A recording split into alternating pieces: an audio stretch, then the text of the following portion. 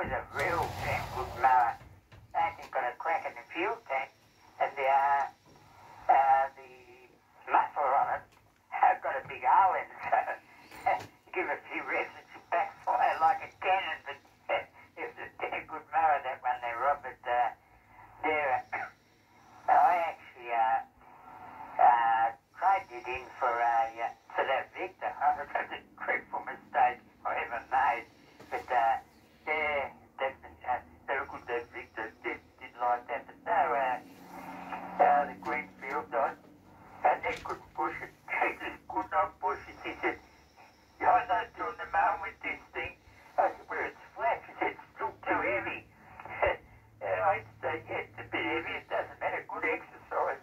But eventually I couldn't push it, though. I just couldn't see where I was going properly. I'd miss some of the grass and have to go back and do it again. And that's when I got the Victor, because it was lighter. And what a mistake. That's what I say. And that's where I bought that Roby line trimmer, because it was lighter. The one I had before, it was still, but it was too heavy. She didn't like it was too damn, which it was heavy, but it was damn good thing. But it was a bit hard to pull started, but he did start for 3 or 4 goes. He would start, but that bloody Roby. Pull, half an hour later, still was pulling there. I know what you would have done with it. I think you would have thrown it in the shed and forgotten it there, Rob, over. Yeah, that's it. Or to make you cranky, there was one on YouTube the other day. I think that was last night. I was watching. It was things that were caught on, security cameras, and there's a bloke was trying to use his weed eater thing, and it wouldn't start. And boy, next thing you see there, he's got, instead of hanging on to up the motor end, he's hanging on back at the where the pitcher line, where the string is at the bottom, and he's smashing it onto the driveway. There's bits and pieces of it going out across the road, and it was on somebody's security camera thing for their front door. And I into this weed eater, he's just swinging it and smashing it into his driveway. I smashed it to pieces over. I thought, I've felt like that sometimes, damn things, but anyhow, both of mine are got those handlebars, like a push bike sort of arrangement, new looking things. They're on those sort of flat across the bottom there, the shafts, and then they come out up sort of thing, and then not V, I suppose, but it'd be like a V, or like a big leaded U or something. Shape one, so both of these have got that. One of them's got just like a strap that goes over your shoulder with a bit of padding on one side, and the big one that Mum bought, it's got a like that harness they wear when they climb the pole. You've got that sort of letter X, so it pulls across both of your shoulders, and it's got that hook thing and a plastic. I don't know what the hell the plastic thing is, but it's got like a plastic guard or something. I don't know what must be to try and shield the heat from the engine from getting to you. It's got a piece of orange plastic, about 1/4 inch thick and about 7 inches across and about 12 inches deep. A piece of plastic with a hook, sticking out that you hook the engine onto, sort of thing, down around your hip. After you put this, like a climbing harness that they have, when you go on the tower, except for it doesn't have the bit around between your legs. It's got the same crisscross over your shoulders, but it doesn't have the bit that goes around under each leg as well. It wouldn't be any use to have that on it, for a weed eater. I suppose it does share the load on both shoulders, but it's just that moving, isn't it, when you swing side to side with your legs just standing still. It's a real back killer, It doesn't weigh that much, but it's the same too, where you were saying how, you pull the string and then they backfire, crikey, and it pulls that little plastic thing between your fingers, out sort of thing, you lose it. And boy, that stings, between your fingers when it pulls that flaming plastic thing between your fingers out. You pull it and it goes pop, sort of backfires and pulls the string back out of your hand, and they both used to do that, those still things. So, anything else. That guy had an industrial, I don't know, it was a New Zealand mower, Massport I think it was called. But it was 240, 260 cc's, and that was the same. The motor part of it probably would have went a long while, but it ran out of spark. And I asked them, and they said, oh no, we've never had that happen before, and you've got to get the part from America. And it was just ridiculously dear. So I didn't worry about it. But Rodney had another one. Something else had happened on his, but out of the two, he was able to make one again, and that's what he was saying. I think it's 260 cc's, and Rodney was saying that cut's really powerful. Not much stopped it. I did the same. I only ran it on that Penrite oil all the time, and the fuel, because I don't have any luck with that ordinary unleaded fuel here. It seems to go rotten, but too quick. I try to store 20 litres of it, and it goes rotten way before you ever use it. So I buy that 98 octane stuff, and it lasts 20 litre drum of it stays. I don't have any trouble, getting the things to go.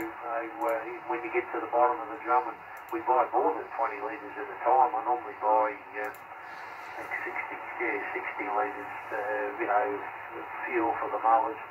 That ride-on 13 horsepower thing I got, boy, that they get through some fuel. To cut this property here, depending on how much messing around, if you can just sort of go over it and you've got it done in the one go, it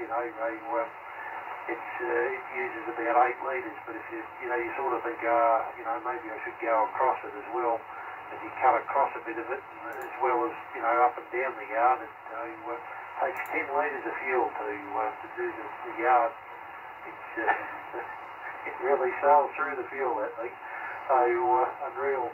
So that damn diesel one that my sister gave me, that thing's unbelievable on fuel. It's got a giant, about 15 litre petrol tank on that little tractor. But I reckon it uses about a cup full of fuel, about 500 mils, to cut this yard, of diesel. It's a hell of a lot better. I wish, I could get hold of a new cutting deck thing for it. It chops the belts up all the time. It's a big, for me it's a big job. It runs off a tail shaft like a rear-wheel drive car, and you've got to disconnect that tail shaft to get it out to change the belts. And now it's so worn it chews up a belt every time you take it out. So it's no good to use anymore. Rodney was saying to me, just if we could get the pulleys for it, that would stop it. It would be okay again. But I haven't. The mob doesn't. Sold the Kubota tractors don't have the pulleys, and I don't know where else you could get hold of them from. But anyhow, Howard, it's gone 4 minutes past 12 by my clock, so it's later than that. So I might go and. I think I'll eat that bit of salmon. And it was good to catch up with you. What do you reckon, lunchtime? Yeah, I reckon better go out to lunch. I better shut this dog up, give him some lunch, and lock him in the veranda for a while. Oh my goodness. He's really going off. See what I mean? He stops doing the itching. The heat stopped there for 10 minutes.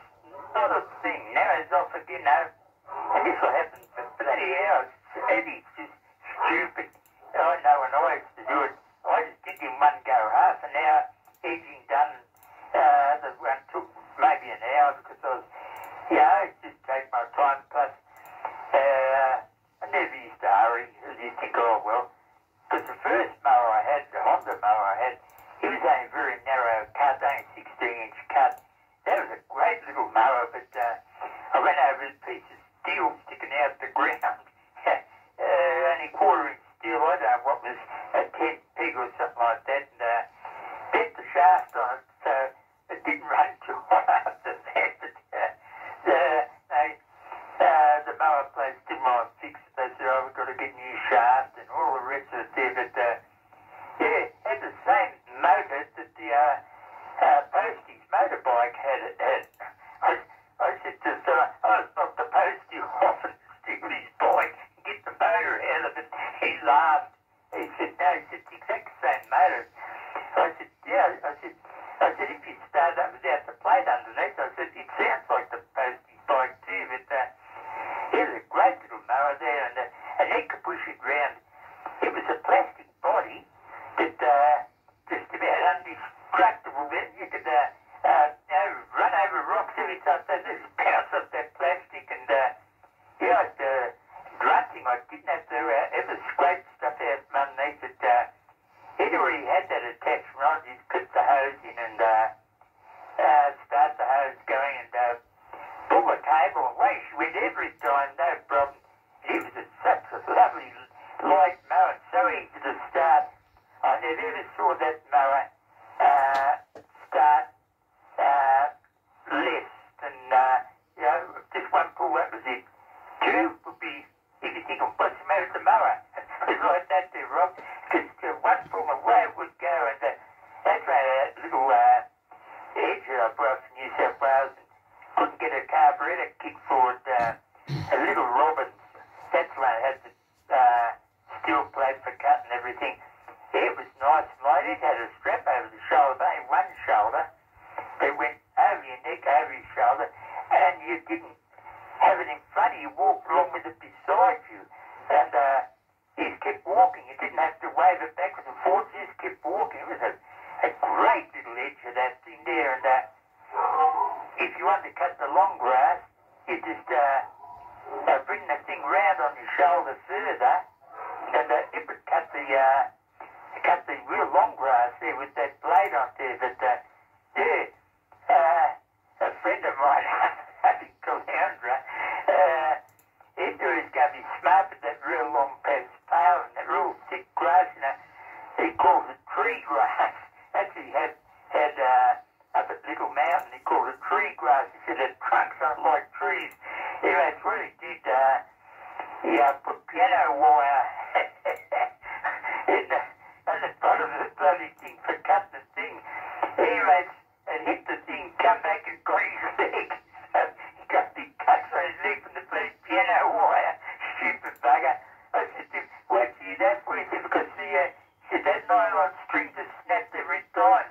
I said, how'd the piano wire work? He said, it worked wonders until it got me. I said, ouch.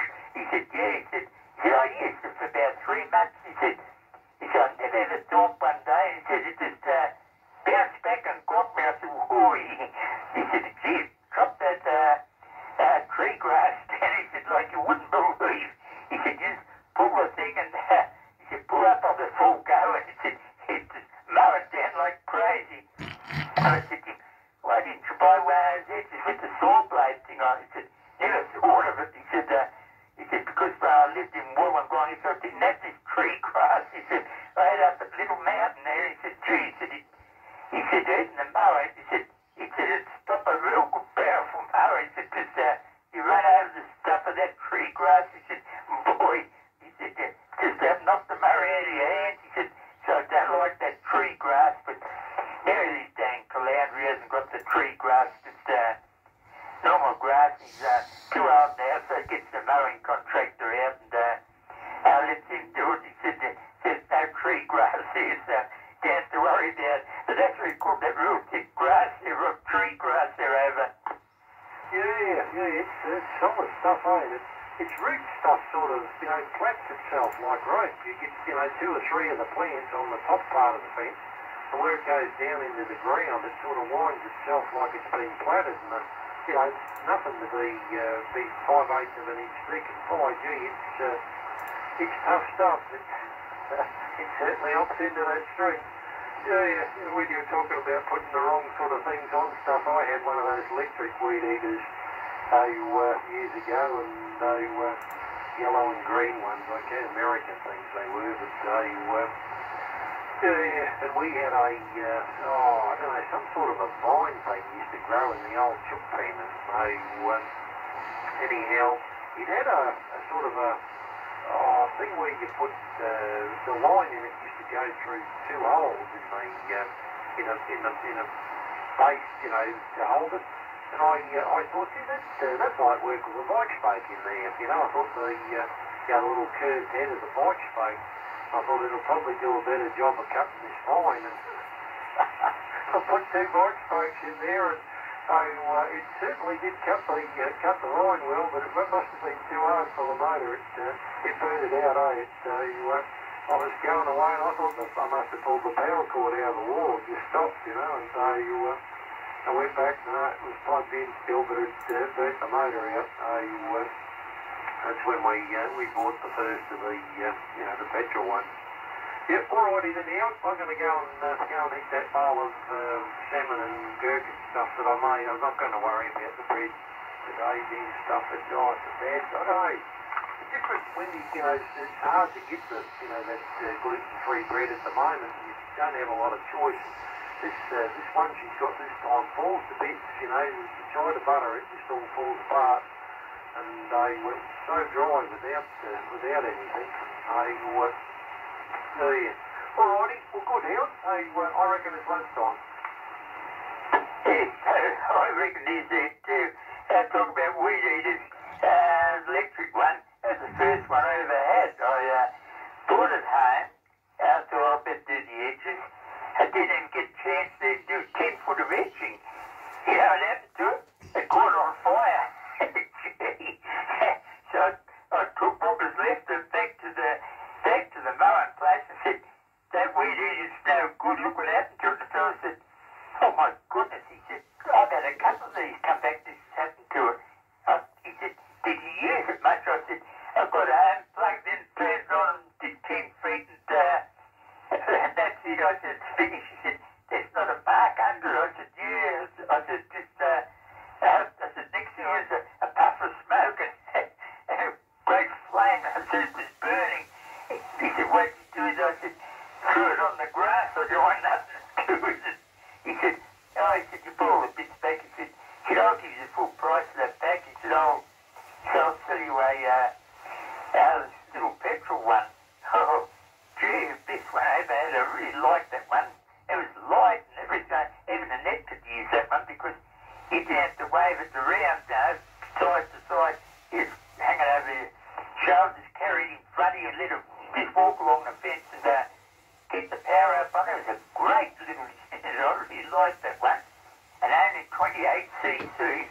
I was just amazed how it did what it had to do. There was a blade on there. It just didn't want to stop there, but you had to watch with the blade. It didn't ditch.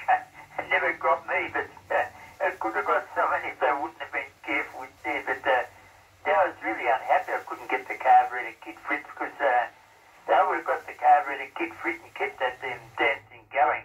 So I really liked that one there, Rob. I don't like these things. You got to twist your back sideways and that's just no good. That's why I like the other one. Just hang on to that. Well, it's across your shoulder. Went over your neck, across your shoulder, round your back round to the unit there. And that thing was fully adjustable. You just had to adjust your height. And if you want to tip the thing down, you just had like a thing that fit over near your neck, and the thing could slide through it. The thing like a safety belt could just slide through it there, and it was really good that way. It had an adjustable handle, so you could adjust the handle wherever you wanted to. A snap adjuster too, you just undid a little bit and put it where you wanted it back up again, like the snap locks on the bike, but it was good, just a long handle so you could hang on to it there. It was such a very good little unit. Really loved it, Rob. I reckon it was a 50cc or something bigger on it. You could have used it anywhere, any place. It was a real good little unit there, but you just can't get them that good anymore. That's to say, the only one I've found is just as good as this Mitsubishi, but feed like I've got, where you get you get two cutting blades for you. One like a saw blade, and one there's four things sticking out like mower blade. But I didn't want to get that because I thought I won't be using it. Someone else might use it and chop their bloody foot off. Next thing, I'll be standing in the court. No thanks, don't do that. Well, Rob, let's go and lunch a bit and feed the dog, and soon I'll go for lunch, go find something. It's going to be a bit easy to chew, and I'm going to start biting into two other things, not just you. Well, Rob, let's go and lunch, and I'll catch up with you later. Cheers for now. Yeah, good. House, alrighty. Yep, go and do that. Wendy's been in and off outside and back in, so I'll go and see maybe some of the things she's been waiting on at the ride. Alrighty, cheers for now. Well, 299 in town, 73, 350 here at Toorbul. All the best. Hey, Rob, catch up with you later. Back to 16 I go and go and turn the solar back on. Not much of a day for solar. Go and turn it back on. Cheers for now. Yeah, cheers now. Sun's back out here. Alrighty, cheers for now. Here comes and goes. 299 Caboolture, back on 16, going clear for lunch. Time to feed the dog.